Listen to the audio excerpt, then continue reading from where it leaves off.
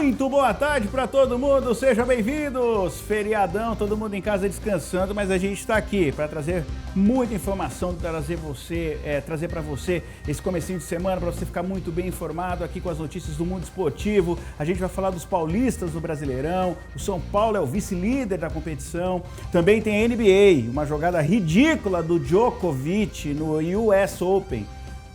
O que está acontecendo com você, Djokovic? E como sempre, você pode participar com a gente aqui, tá bom? Manda aí o seu SBT Zap 18 991 437891. Hoje eu estou com o Wakanda Forever aqui. Caio Esteves, seja bem-vindo. Tudo bem, Mário? Boa tarde, pessoal que está em casa. Parabéns pela camiseta, linda, hoje muito bonita mesmo, representa demais. Sensacional. E é isso, né? O fim de semana foi bom para os paulistas, né? No Campeonato Brasileiro, menos para o Corinthians aí, que teve um problema, vários problemas que a gente vai falar. Mas foi ridículo. De maneira geral, foi. E de maneira geral, os outros paulistas conseguiram vitórias importantes aí para conseguir uma sequência um pouco melhor, né? Principalmente o Palmeiras, que estava precisando de uma vitória e convencer realmente com resultados. Parece que o Corinthians está jogando de calça jeans, né? Molhada. Defesa do Corinthians que já foi boa, né? Já foi. Esse ano tá horrível. É difícil. Já que está falando de Corinthians, vamos começar de Corinthians e Botafogo, lá na Neoquímica Arena. Teve o primeiro gol do Calu em solo brasileiro. Vamos colocar esta coisa horrorosa desse jogo aqui no ar. Vai lá. O Corinthians recebeu o Botafogo e não conseguiu engatar mais uma vitória. O primeiro gol foi aos 12 minutos de jogo. Pênalti para o Timão. Fagner bateu e guardou. Aos 22, o Botafogo empatou. Bruno Nazário cobrou falta direto e a bola entrou. O Fogão virou aos 30 do segundo tempo. Calu recebeu na área, passou por Avelar e foi para a rede. Foi o primeiro gol com a camisa do Botafogo. Jô empatou para o Corinthians. Aos 48 minutos, Léo Natel recebeu no fundo e tocou para o centroavante conferir. Fim de jogo, Corinthians 2-2 Botafogo. Vamos lá, vamos por partes. Botafogo muito bem treinado, um time muito interessante de ver jogar. Claro que não tem peças para elenco, né? Não tem fôlego até o final do campeonato para disputar título, mas é um time muito bem treinado, arrumadinho. O Corinthians pendendo para um lado só, jogando muito pelo lado do Fagner jogando muita bola, ok, é o líder do grupo. O Cássio está numa fase que não está bem. Enfim, tudo isso e ainda agora o professor Thiago Nunes também falando que não gostou do time. Então assim, o que está acontecendo, Thiago Nunes? Hoje o Corinthians, como já tinha sido na primeira parte do ano, é uma das equipes que faz muitos gols, né? Tá no mínimo aí entre o top 5, top 6 aí em termos de ataque, mas ao mesmo tempo a gente tem sofrido muito defensivamente. Então o desafio tem sido, né, numa transição de filosofia com um grupo de jogadores que já está no clube há muito tempo, pelo menos a grande maioria, fazer com que esses caras tenham a capacidade de se expor mais tecnicamente, se expor mais ofensivamente, mas não sofrer tanto na parte defensiva, que é onde nós estamos mais sofrendo. E a questão da avaliação, né, de não evoluir, eu acho muito circunstancial, muito do momento, né, de não ganhar, mas ao mesmo tempo a gente tem coisas boas sim, que tem que ter um olhar mais aprimorado. Me preocupa a parte defensiva, que a gente após o retorno da parada aí da quarentena, a gente estancou, passou muitos jogos sem sofrer gols, mas com uma formação mais defensiva. E a dificuldade de encontrar esse equilíbrio entre uma equipe que ataca bastante, mas que também se defende bem. Tá mal o Corinthians, né? Tá o Thiago falou, tudo bem, isso aí é legal para texto para jornalista que acompanha o Corinthians. Mas a gente que vê o geral, o Corinthians não está bem. Não, e a pergunta mesmo foi relacionada a isso, né? Acho que foi até do Flávio Ortega, da ESPN. Ele falou que o Corinthians não estava evoluindo. E aí o Thiago vem e fala que é circunstancial. Eu acho que não é circunstancial. Circunstancial é o que estava acontecendo, por exemplo, com o Diniz, que estava jogando bem jogos e perdendo jogos. O Corinthians está jogando mal os jogos. O Corinthians não está evoluindo realmente. Você não vê uma evolução do Corinthians. Ele tem ali alguns jogos que consegue produzir alguma coisinha, mas não convence. O Corinthians não convence quando ganha, não convence quando perde, não convence quando empata. Então eu acho que realmente não há a evolução do trabalho. Não é igual a gente falar, por exemplo, o trabalho do Cuca, o trabalho do Diniz, que realmente você vê que às vezes o time tropeça, tem os problemas, é pressionado, mas está evoluindo. Na minha visão, o Corinthians está sofrendo muito e o Palmeiras também é um time que não está evoluindo, que a gente vai falar daqui a pouco também. Então, assim, é um empate que é muito, assim, mais do que o resultado, é ruim para você ver o que aconteceu durante o jogo, né? O Cássio, por exemplo, que é um ídolo, um baita goleiro, não está num momento muito bom. Para mim, ele falhou nos 2 gols. No segundo gol, o posicionamento dele estava muito mal. Concordo. E ele tá mal, falhou em outros jogos também no começo do Brasileirão. Então, assim, é um conjunto de falhas que vem acontecendo no Corinthians que realmente preocupa. E o Corinthians perdeu a questão que era o forte, né? Que era a defesa que não tomava gol, que era praticamente, eles falavam impenetrável, levava 1 gol por jogo no máximo. O Corinthians não tem mais isso. O Corinthians está levando gol, 2, 3 gols aí, vários jogos. Então, o Thiago mesmo falou isso. Ele precisa trazer de novo esse poder defensivo que o Corinthians tinha para depois pensar no ataque. E aí, teve uma declaração agora no final de semana, uma entrevista na Fox Sports do André Sanches, falando que o Rogério Ceni tem portas abertas no Corinthians. Acho que não sei se para polemizar, não faz sentido, né? Ei. Primeiro que o Rogério tem projeto no Fortaleza, que é uma coisa que ele dá muito valor, que é realmente ter ali uma segurança para trabalhar. E no Fortaleza ele tem. Só se realmente tivesse uma situação muito ruim no Fortaleza para ele pensar em uma volta aí para um time grande de São Paulo. Eu acho que ele ainda precisa esperar um pouco. Ele já está meio escaldado, né? Com aquele caso do Cruzeiro. Tudo, e no Corinthians a torcida, não sei se aceitaria o Rogério, não tem nem sentido. Ele também se prejudicaria com a torcida de São Paulo, que ele é ídolo. Acho que não faz muito... mas aí a gente não vai na coisa profissional? Mas vão misturar, Mário. Não tem como não misturar. Mas não eu entendo. Claro, é profissional. Mas como que você não vai misturar? Mas o cara é técnico de futebol. Mas vai misturar. É igual o Cuca. O Cuca só não treinou o Corinthians. Treinou todos os clubes do estado de São Paulo. É que o cara é o maior jogador da história do clube, né? É outro patamar, né? É difícil. Vamos ver. Vamos ver. Segue o bonde. O Santos venceu. Ufa! Lá no Ceará, em Fortaleza. Venceu o Ceará em Fortaleza, uma vitória muito importante que dá um respiro aí pro Cuca. Mesmo assim teve problemas, enfim. Expulsão. Enfim, põe na tela. No outro duelo de alvinegros, o Santos venceu o Ceará. Marinho cruzou da direita e Felipe Jonathan pegou de primeira. Fim de jogo, Santos 1-0 Ceará.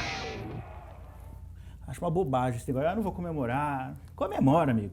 Como é para extravasar. E o Cuca falou sobre as dificuldades que está enfrentando com a sequência de jogos e os desfalques que estão sendo provocados. Ele precisou mexer bastante no time, né? Vamos dar uma olhada no que ele falou. Nós fizemos um primeiro tempo precioso, um primeiro tempo muito bem jogado, com saída de bola, com finalizações, com muitas chances de gol, né? O Ceará acho que teve uma cabeçada e nós tivemos umas 4, 5, poderíamos até ter feito o segundo gol. Então, um primeiro tempo quase que perfeito. Dentro da proposta que a gente teve de jogar, né? Viemos com um time bem posicionado, um time com algumas alternativas diferentes do jogo passado. Não se trata de poupar, se trata de pensar no hoje e no amanhã. Senão você não consegue num campeonato jogando domingo e quarta, com jogadores de alta intensidade como a gente tem, e a viagem, né? A gente jogou na quarta, viajamos sexta o dia inteiro, e jogar num calor como é aqui, um campo pesado, é natural que no segundo tempo você vai sentir um pouco, e eu acho que isso acabou acontecendo, né? Os dois times acabaram com 9 em campo, que deixa ainda mais desgastante o jogo. O Ceará teve algumas oportunidades no segundo tempo, o João Paulo foi bem, e nós também criamos para poder fazer o segundo gol no segundo tempo. Então, no meu ver, eu acho que foi um resultado justo, né? E uma grande partida nossa, né? Com jogadores praticamente sem treinar junto. Você não consegue treinar. Se treinar, vai te fazer falta 10, 15 minutos no jogo. Então, a gente tem conversado muito mais do que treinado, né? Eu não estou em um mês de casa ainda com 8 jogos. Bom, e aí, além do resultado positivo do Santos, teve ainda uma briga. O bicho pegou lá. Põe na tela aqui o jogo do Santos. Olha só o que aconteceu. Dá uma olhada. O jogo estava seguindo, teve a falta lá. E aí a rapaziada foi reclamar. E aí o rapaz lá Olha lá. Rapaz, Já o cara tomou vermelho. mas olha lá. Olha lá, o Luan Luan Pérez, Pérez, ó. Pra que fazer isso? É. O árbitro já tinha controle da situação. Aí O árbitro expulso. foi na cara do árbitro, né? Ele viu ali, Tá expulso. já expulsou. Tchau, vai embora. Aí foi embora o que fez a falta. Tá tudo certo. Até aí tava indo bem. Mais um também. Aí teve o outro que foi expulso por causa na hora do vulco-vulco De reclamação, né? É. Nessa hora aí xinga, fala um monte de coisa. E aí, isso aí foi o efeito depois porque aí eles começaram a ficar... O Alisson, na verdade, quando acalmou o negócio, os caras ainda continuaram se xingar, né? No campo, Sim. né? O E Alisson aí quem estava cotovelo transmitindo o jogo falava, ó, o clima tá muito tenso no campo. E o Alisson acho que já aproveitou e já mandou todo mundo embora, e aí o Guto Ferreira, o Gordiola, também foi expulso. Não, negócio... Expulsou todo mundo. Negócio surreal. Cartão vermelho foi mato ontem. Né?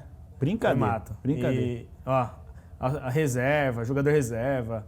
O árbitro fez a festa ontem, não teve jeito. Mas eu acho mas realmente os jogadores também pediram, né? mas assim, é um árbitro novo do quadro da CBF, esse árbitro que apitou o jogo do Santos.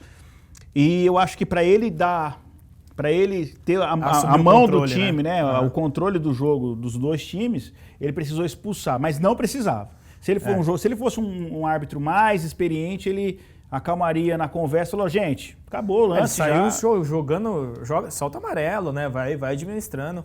Não que seja injusto, às vezes na avaliação dele foi. Sim. Mas eu também fiquei com a impressão de que qualquer coisa ele já. Ele poderia ter segurado mais ali. Porque estraga o espetáculo. Sim. Mas falando do jogo em si, Mário, o Santos vencendo fora de casa.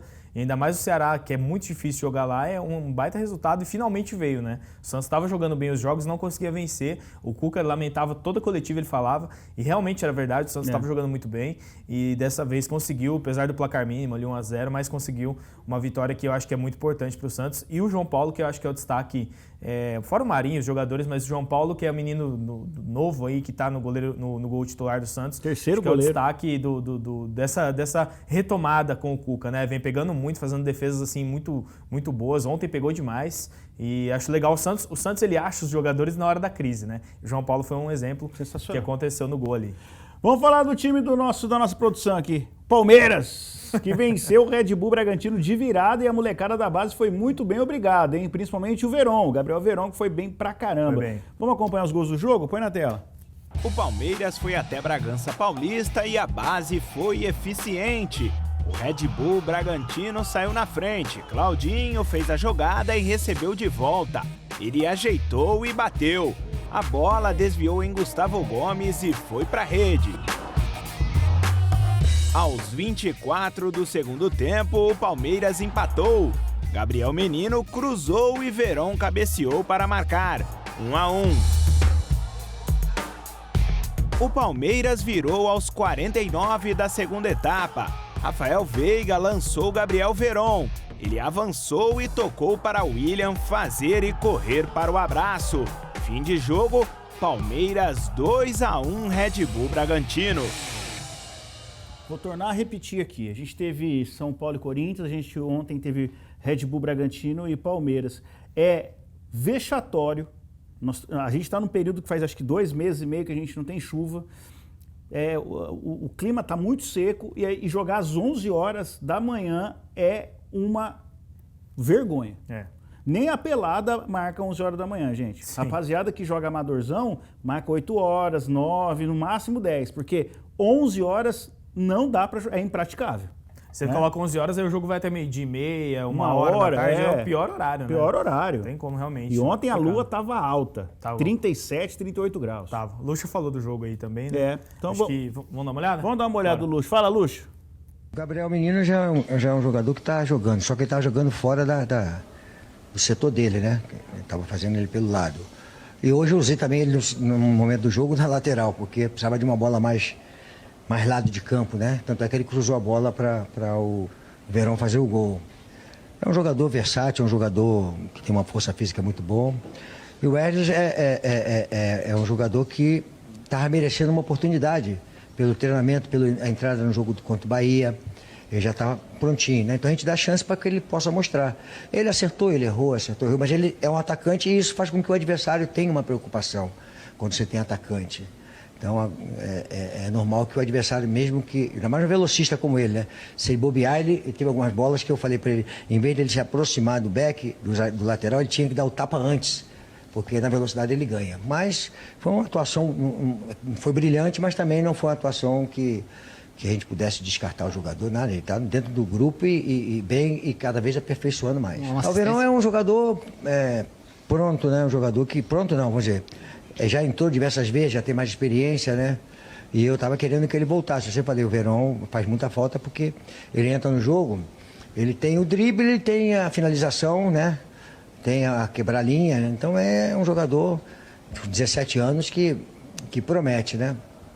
Então é um jogador que a gente precisa contar com ele. 3 coisas para você comentar. Uma, fez muito bem o Luxemburgo treinar o Vasco quando o time não tinha dinheiro e teve que usar a base. Ele olhou muito mais para a base. 2, o Palmeiras precisa da base para fazer dinheiro, né? O time é rico, tudo e tal, mas uma hora o dinheiro acaba. Então precisa usar as fontes que tem para vender o jogador para fazer dinheiro. E 3, o Verón jogou muita bola. O Verón é monstro, né? O Verón, desde sempre. Acho que o Palmeiras, primeiro, não é nem fazer dinheiro, Mário. Também concordo, mas tem que fazer resultado, né? E, assim, recorrer à base, o Luxemburgo realmente, ele conseguiu aprender isso, entender isso, que realmente um elenco não se forma só com jogadores de mercado. E ontem o Palmeiras foi basicamente isso. O Palmeiras recorreu aos jogadores da base e ganhou nas individualidades desses jogadores da base, que era uma coisa que acontecia muito com o Dudu, que não é jogador da base, mas é aquele cara que faz a jogada individual. O Palmeiras não tinha esse jogador para fazer essa jogada individual. E o Gabriel Verón, eu acho que é esse jogador que pode fazer essa diferença. É o que o Luxo falou, é o cara que quebra a linha de defesa, é o cara do drible, é o cara da velocidade. E ontem a gente viu, e o Gabriel Menino, versátil demais, né? Como ele falou, a versatilidade do Gabriel, joga no meio campo, joga no lateral, se precisar joga até meio que de meia armando o jogo ali. É um jogador muito completo e que o Palmeiras precisa realmente contar e segurar o máximo que puder para, como eu falei, resultados esportivos. Primeiro, já que está tendo dinheiro por enquanto, pensa no resultado ali do campo, depois pensa em dinheiro, em vender jogador, enfim. O Palmeiras ainda não está jogando como se espera, não está jogando bem. Ontem fez uma partida normal, razoável, mas eu acho que já com a volta do Verón já é uma coisa diferente, já dá para pensar em uma postura diferente do Palmeiras, tendo um jogador com a individualidade dele, mais ou menos o que o Marinho faz no Santos, um cara diferente, um cara realmente para trazer uma diferença na hora que o jogo está muito pegado. Ali, eu acho que o Gabriel Verón é esse cara no Palmeiras. Legal. Vamos pro WhatsApp? Põe na tela aqui o WhatsApp, o Alan de Itaciba. Se o São Paulo continuar assim, dá para buscar o título? Olha, do jeito que tá, dá, né? Se continuar nessa pegada, nessa evolução, pode brigar sim. Com certeza. Pode brigar. Vamos lá. Tem o Robert de Buritama. Tô achando que o futebol brasileiro está perdendo a ginga. Vocês também concordam comigo? Manda um abraço aqui pra nós. Alô, Robert, um grande abraço aí. Foto, valeu, hein? Robert. Põe na tela. Boa, garoto. Boa, tamo junto. Tá perdendo a ginga? Eu acho que em alguns casos depende muito de como o treinador usa isso, né? Se ele arma o time, aquele time mais engessado, perde. Mas, por exemplo, o Santos é um time que continua tendo jogadores leves, investe muito nessa ginga. Depende muito do time. Boa. Acho que depende muito. O Zé Lucas de Jesus Silva, um beijo SBT Esporte, adoro Pantera Negra. Põe na tela aí, Lucas. Cadê? Boa. Boa, show de bola. Pantera Obrigado. Negra hoje está com a gente aqui, Wakanda Forever, sensacional. A Rosana Lima de Araçatuba, um beijo pra você, boa tarde Mário, meu consagrado, manda um salve pra todos os São Paulinos, inclusive pra mim, beijos. Tá mandado, beijo pra você, Rosana, minha consagrada, e a gente volta já, aguenta aí, rapidão, hein?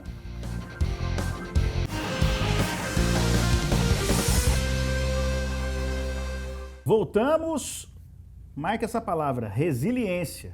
É o que a gente pode dizer do São Paulo Futebol Clube, hein, que está jogando bola, mas muita bola. E a gente vai dar uma olhada nos gols da partida em que Luciano marcou, o Brenner também. Vamos acompanhar a grande vitória do São Paulo em cima do Fluminense. Põe na tela. Duelo de tricolores no Morumbi e o São Paulo ficou com os 3 pontos. O Flu saiu na frente aos 40 da primeira etapa. O Wellington Silva recebeu, foi para cima da marcação, ajeitou e bateu forte para marcar, 1-0. Aos 5 minutos do segundo tempo, o São Paulo empatou.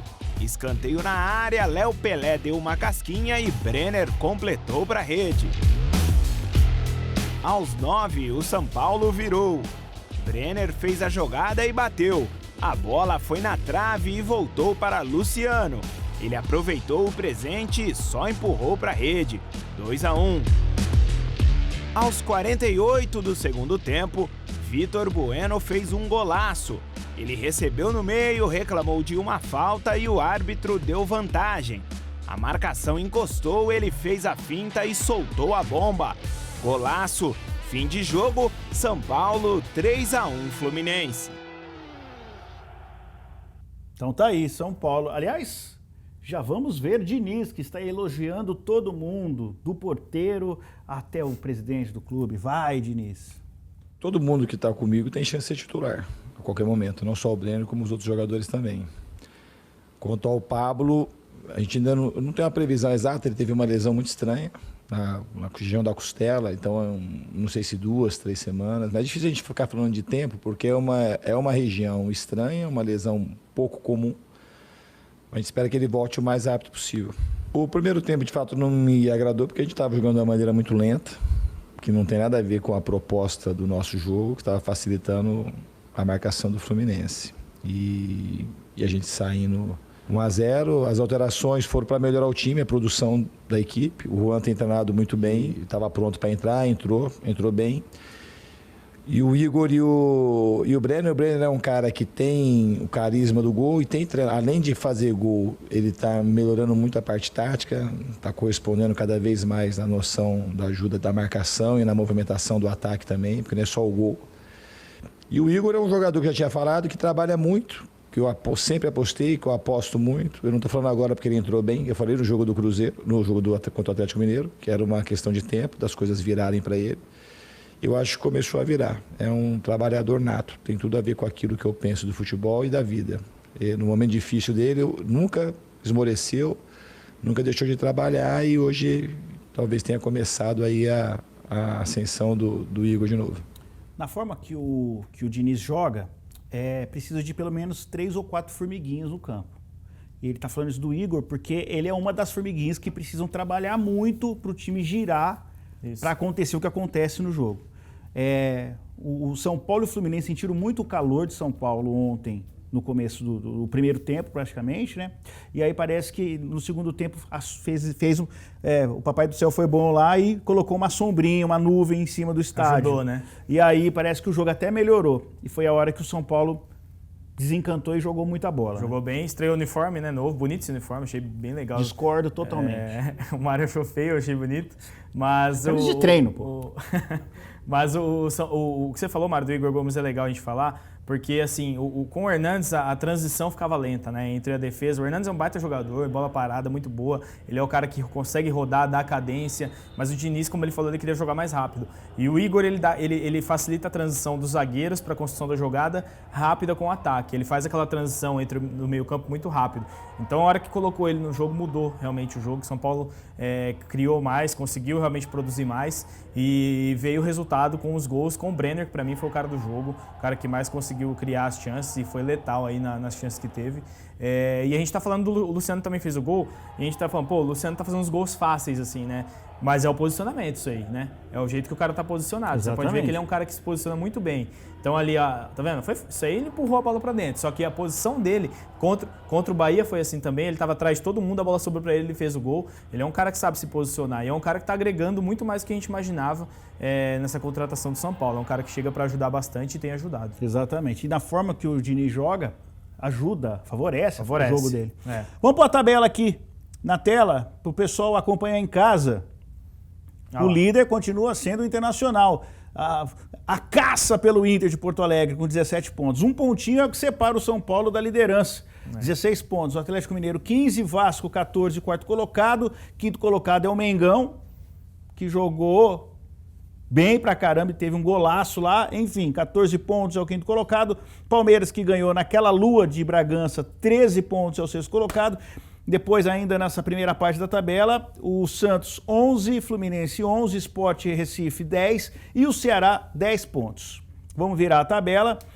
Olha como mudou. Olha o Corinthians lá, ó. Já está na segunda parte da tabela. 9 pontos, 11º lugar. O Bahia, que também está numa crise existencial, 12º lugar com 9 pontos, depois vem Fortaleza, Grêmio e Botafogo com 8 e o Atlético Paranaense com 7. Lá na zona do rebaixamento, Curitiba 7, Atlético Goianiense 6, Bragantino 6 e Goiás 4. Todo mundo apostou muita ficha no Bragantino, o Bragantino vice-lanterna, hein? O Bragantino tem muito campeonato ainda para acontecer, mas o Bragantino realmente está decepcionando. Eu achei que o Bragantino ia pelo menos brigar no meio de tabela ali. Tá indo bem mal. Os jogos em casa, principalmente, perdeu para o Curitiba em casa, tá indo muito mal. Exatamente. Vamos agora falar do destaque dos playoffs da NBA. O Lakers enfrentou o Houston Rockets pelo segundo jogo da série de 7. E a dupla LeBron e Davis, são os alienígenas do Lakers, marcaram 62 pontos dos 117 dos Lakers. LeBron também se tornou o segundo jogador com mais bolas de 3 da história dos playoffs, ultrapassando o Ray Allen. O Lakers venceram os Rockets por 117-109, tá 1-1 e o jogo 3 é amanhã, às 10 da noite. Que jogo, cara, o que tá acontecendo, hein? Semifinal de conferência, né, da Conferência Oeste, tava 1-0 pro Houston, o James Harden jogando muito. E aí o Lakers conseguiu essa vitória e empatar. Esse jogo aí é o jogo 50-50, Mário. Os dois times têm chance de passar. O Houston é excelente, é um time muito veloz. E o Lakers tem muita qualidade. Nem precisa falar do LeBron e do Anthony Davis, né? É um jogaço, realmente. Quem gosta de basquete é basquete de primeiro mundo, de primeira linha, né? Mas desculpe, Houston Rockets, vocês vão ficar pra trás. Eu tô torcendo pro Lakers também. Eu quero o pai LeBron ganhando. Eu quero o LeBron ganhando mais um anel. E ganhando a Disney. Exatamente. Que eu quero ver ele beijando a Minnie. Exatamente. Ô, louco, que é isso? Tá acabando o programa. Se você quiser rever o programa, tá lá no tela2.com.br na versão completa, tá bom? Amanhã a gente se fala, amanhã terça-feira, você curta aí o finalzinho de feriado e a gente tá de volta amanhã aqui 1h45. Beijo pra vocês, tchau. Até amanhã.